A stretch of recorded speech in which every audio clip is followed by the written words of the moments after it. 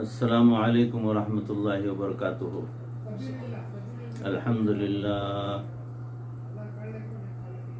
الحمد للہ وکفا وسلام علی عبادہ الذین اصطفى اما بعد قال اللہ تبارک وتعالی فی القرآن المجید والفرقان الحمید فاعوذ باللہ من الشیطان الرجیم بسم اللہ الرحمن الرحیم ولا تقربوا الزنا انه كان فاحشا وساء سبيلا صدق اللہ مولانا العظیم۔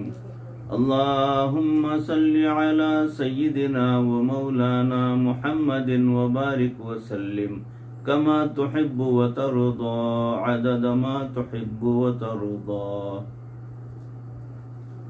محترم و مکرم حاضرین، ناظرین، سامعین، بھائیوں، عزیزوں، بزرگوں، دوستوں، معزز خواتین، ہماری ماں بہنوں، تصوف کے عنوان سے جو بیانات کا سلسلہ چل رہا ہے اس میں موضوع چل رہا ہے پردہ کیوں ضروری ہے، یعنی پردہ کس لیے ضروری ہے۔ تو اسی موضوع کی اگلی کڑی سماعت فرمائیں کہ جب جوانی کی عمر آ جائے، سب سے پہلا کام ماں باپ کا فرض ہے کہ بچوں کا جوڑا تلاش کریں اور اچھا رشتہ مل جائے تو فوراً ان کی شادی کر دی جائے۔ کئی گھروں میں ماں باپ انتظار میں ہوتے ہیں کہ ہم اپنا نیا گھر بنا لیں، ہم فلانی سہولت کر لیں، فلانا آرام اور آسائش کا مسئلہ حل ہو جائے اور پیسوں کا انتظام ہو جائے، پھر اس کے بعد ہم بچوں کی شادی کریں۔ جب مکان بن جائے گا پھر ہم بچوں کی شادی کریں گے۔ ایسے ماں باپ ان بچوں کے گناہوں کی وجہ سے قیامت کے دن جہنم کے عذاب میں جلیں گے۔ خود بوڑھے ہو جاتے ہیں اور یہ سمجھتے ہیں جیسے بڑھاپے میں اب ہماری سوچ پختہ ہو گئی، ایک دوسرے کے بارے میں ہمارے دلوں میں کوئی ایسی بات نہیں ہوتی، شاید جو ان بچوں کی سوچ بھی ایسی ہو۔ حضرت سید عطا اللہ شاہ بخاری رحمۃ اللہ علیہ ایک گھر میں مہمان بن کر گئے۔ پتہ چلا کہ گھر میں جوان بیٹی بیٹھی ہوئی ہے۔ انہوں نے والدین کو مشورہ دیا کہ اس بچی کا جلدی سے جلدی نکاح کر دو۔ اس بچی کی ماں کہنے لگی، ابھی تو میری بچی کے منہ سے دودھ کی بو آتی ہے، ابھی میں شادی کر دوں؟ پوچھ رہی ہے بیچاری۔ انہوں نے حضرت نے کہا کہ اماں شادی کر دو، اس لیے کہ دودھ خراب ہو گیا تو پھر اسے کتے ہی پئیں گے، انسان نہیں پی سکتا۔ پتہ نہیں کیوں انتظار میں ہوتے ہیں کہ بچوں کی عزتیں خراب ہوں گی پھر ان کی شادیاں کریں گے۔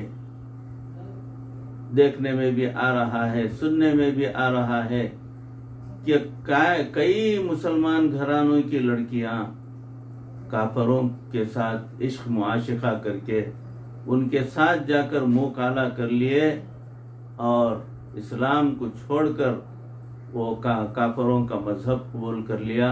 اس قسم کی باتیں سننے میں آتے ہیں، دل مسل کر رہ جاتا ہے، اتنا صدمہ ہوتا ہے کہ آئندہ چل کر کیا ہوگا۔ ہم پہلے ہی اس فریضے سے فارغ ہو جائیں تاکہ یہ اپنے گھر کی ہو کر اپنی عزت اور ناموس کی حفاظت کر کے اپنی بہترین زندگی شوہر کے ساتھ گزار لے۔ جس بچی کو اللہ تعالیٰ نے خاوند دے دیا، پھر اولاد دے دی، خوش نصیب بچی ہے وہ۔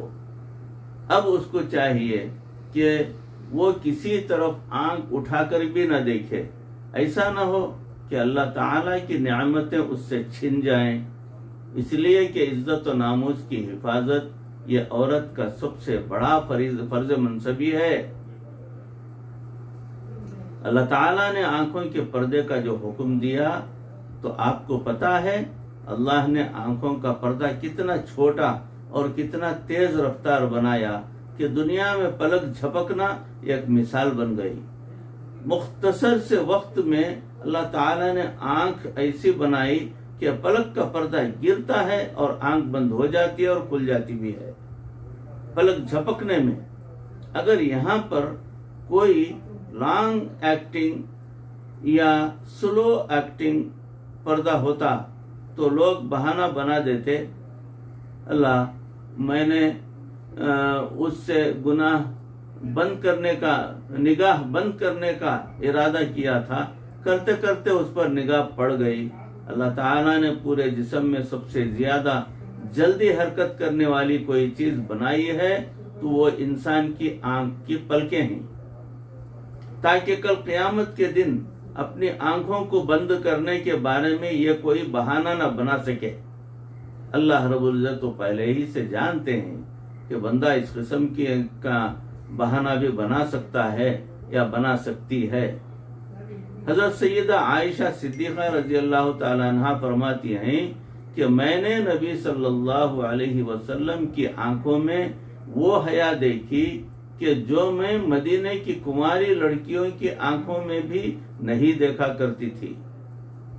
ایک حدیث پاک میں نبی اکرم صلی اللہ علیہ وسلم نے فرمایا لا ایمان لمن لا غیرت لہ، جس شخص کے اندر غیرت نہیں اس شخص کے اندر ایمان نہیں. ایک اور حدیث میں ارشاد فرمایا انا اغیر ولد آدم، میں اولاد آدم میں سے سب سے غیور ہوں. واللہ اغیر منی، اور اللہ رب العزت مجھ سے بھی زیادہ غیور ہیں. اس لیے حدیث پاک میں فرمایا کہ کسی مرد اور عورت کو زیب نہیں دیتا، اجازت نہیں کہ وہ غیر محرم ہوں اور ایک جگہ تنہائی میں بیٹھیں.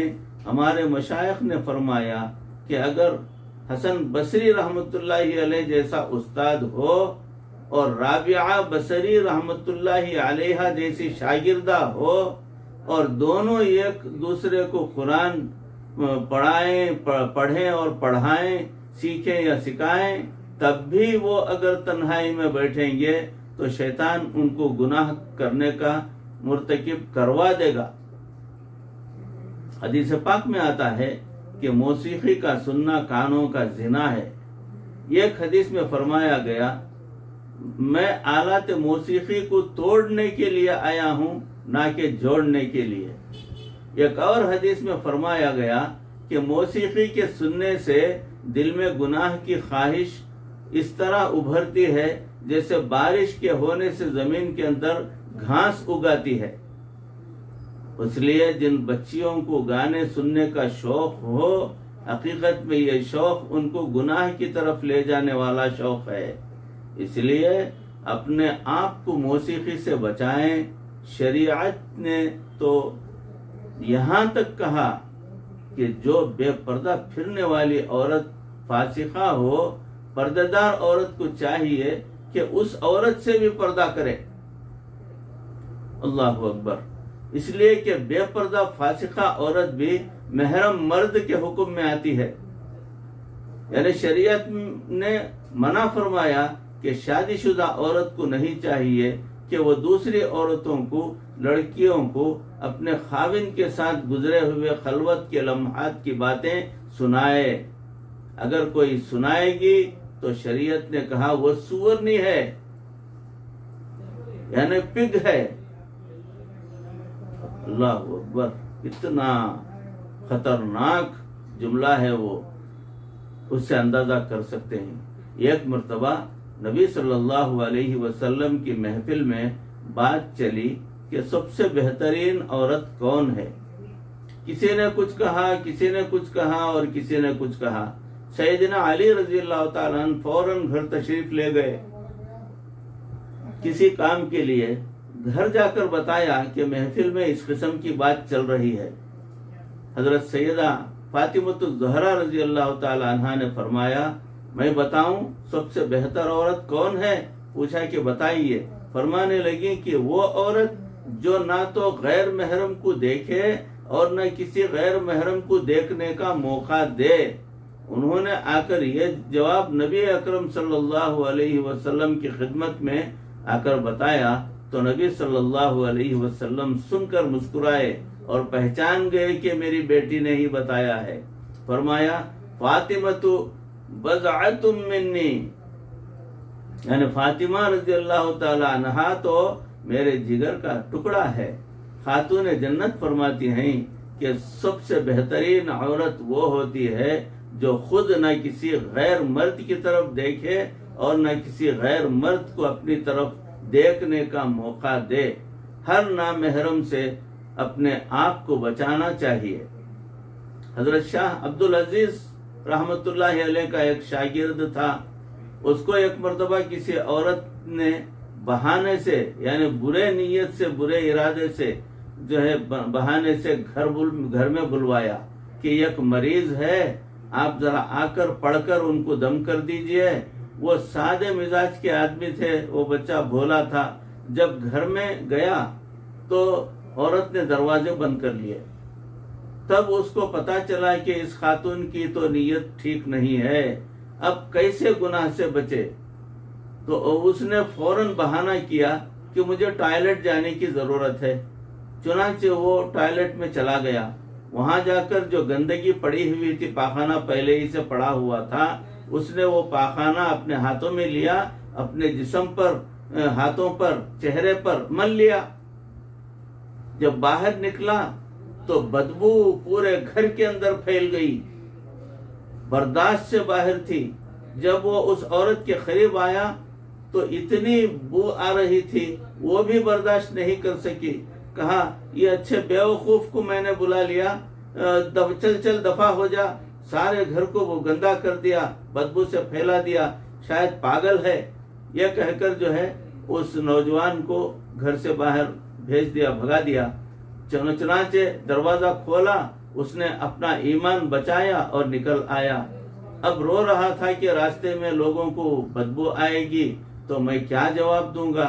سیدھا مدرسے جا پہنچا، وہاں جا کر سیدھا غسل خانے کے اندر چلا گیا، کپڑے دھویا اور خود بھی نہا لیا، اچھا لگڑ کر نہا لیا، اور سارے کپڑے جہاں جہاں گندگی لگی تھی سب اچھے سے دھو کر پاک کر لیا، نچوڑ لیا۔ اس کے بعد بھیگے کپڑے ہی پہن لیے کیونکہ کپڑے نہیں تھے۔ پہن کر حضرت کے درس میں آ کر جو ہے سب سے پیچھے بیٹھ گیا۔ یہ کبھی لیٹ نہیں جاتا تھا، اس دن لیٹ ہو گیا تھا۔ تھوڑی دیر کے بعد حضرت نے درس دینے کے دوران رک کر پوچھا، ارے تم میں سے آج اتنی تیز خوشبو لگا کر کون بچہ آیا ہے؟ لڑکوں نے ادھر ادھر جب دیکھا، ایک لڑکے نے بتایا کہ جو یہ لڑکا پیچھے آ کر بیٹھا ہوا ہے اس کے کپڑوں سے شاید خوشبو آ رہی ہے۔ تو حضرت نے قریب بلایا، فرمایا کہ تم نے اتنی تیز خوشبو کیوں لگائی ہے؟ جب بار بار پوچھا تو اس کو بتانا پڑا۔ اس نے رویا، آنسو بہائے، اس نے واقعہ پورا سنایا۔ حضرت کہنے لگا، حضرت میں نے تو اپنے دامن کو بچانے کے لیے، عزت کو بچانے کے لیے اپنے جسم پر گندگی کو لگایا تھا، لیکن اب میں نہا بھی چکا ہوں، دھو بھی چکا ہوں، جہاں جہاں گندگی لگائی تھی وہ سارے کا سارا پاک کر دیا۔ میرے جسم کے ان حصوں سے خوشبو آ رہی ہے جہاں جہاں میں نے گندگی لگائی تھی۔ جب تک یہ نوجوان زندہ رہا اس کے جسم سے مشک کی خوشبو آتی رہتی تھی۔ کتابوں میں لکھا ہے اسی وجہ سے اس نوجوان کا نام خواجہ مشکی پڑ گیا تھا۔ لوگوں نے انہیں خواجہ مشکی کے نام سے پکارا کرتے تھے، اور وہ جہاں جہاں جاتے تھے وہاں سارے کے سارے علاقے میں ان کے بدن سے خوشبو جو ہے پھیل جاتی تھی، ان کے جسم کی ان جگہوں سے خوشبو آیا کرتی تھی جہاں جہاں اس نوجوان نے گندگی اس وقت لگائی تھی۔ سبحان اللہ۔ حدیث پاک میں آتا ہے، نبی صلی اللہ علیہ وسلم نے فرمایا کہ جس نے غیر محرم سے اپنی نظر کی حفاظت کی، اللہ اس کو جو ہے اللہ رب العزت عبادت میں لذت عطا فرما دیتے ہیں۔ یہ بھی ذہن میں رکھیے کہ خوبصورت عورت کو دیکھنے سے آنکھیں خوش ہوتی ہیں، لیکن خوبصورت عورت کو دیکھنے سے دل خوش ہوتا ہے۔ صورت کو سنوارنے کے بجائے اپنی سیرت کو سنوار لیجئے، یہ بہت زیادہ ضروری ہے تمام بچیوں کے لیے۔ میں تو بچیوں کو کہتا ہوں کہ قد اونچے بنانے کے لیے ہائی ہیل جوتے پہنتے ہیں، اگر عورت کی شخصیت کے اندر بلندی چاہتے ہیں تو آنکھیں بغیر سرمے کے بھی خوبصورت نظر آ سکتی ہیں اگر ان کے اندر حیا موجود ہو، پلکیں بغیر مسکارے کے بھی دل فریب ہو سکتی ہیں، اگر شرم سے جھکی ہوئی ہوں، پیشانی بغیر جو ہے پیشانی چمک رہی ہوتی ہے، اس کے اخلاق کی وجہ سے، اس کی حیا اور شرم کی وجہ سے، اگر اس کے اوپر سجدوں کے نشان ہوں۔ انگریزی کا ایک فقرہ ہے کہ wealth last nothing last, health last some thing last, character last, everything last. So people feel that character is not a precious thing, but can buy the most precious thing of the world with the help of your character. یہ بات ذہن میں بٹھا لینا کہ ساری دنیا مل جائے، یہ تلوار کا مقابلہ کر سکتی ہے، کردار کا مقابلہ نہیں کر سکتی۔ اپنے کردار کو بنائیے۔ اللہ رب العزت مجھے اور آپ کو یہ توفیق عطا فرمائے کہ ہم اپنے کردار کو بنائیں۔ ہم اپنے آپ کو سنوارنے سے بہتر ہے کہ ہمارے کردار کو سنواریں، ہمارے اخلاق کو سنواریں۔ پروردگار ہمیں توفیق عطا فرمائے۔ اے اللہ ہمیں گناہوں سے بچا، اے اللہ ہمیں شہوت اور شہوانیت سے بچا۔ اے اللہ ہم خود بچ نہیں سکتے جب تک تو خود نہیں چاہتا۔ پروردگار اپنے فضل و کرم سے ہمیں گناہوں سے بچا لے۔ اے اللہ امت کی بچیوں کو جو ہے گناہوں کے کرنے سے، بے حیائی سے بچا، اور جو ماحول چل نکلا ہے کہ غیر اقوام کے ساتھ ہماری بچیاں جا کر شادی کر رہی ہیں، مندروں میں جا کر شادی کر رہی ہیں، پروردگار ان کے دل و دماغ کو سدھار دے۔ اے اللہ ان کو توفیق عطا فرما۔ اے اللہ مرتے دم تک کسی کا محتاج نہ بنا، ایمان والی زندگی اور ایمان والی موت نصیب فرما۔ وآخر دعوانا ان الحمد للہ رب العالمین۔ السلام علیکم ورحمۃ اللہ وبرکاتہ۔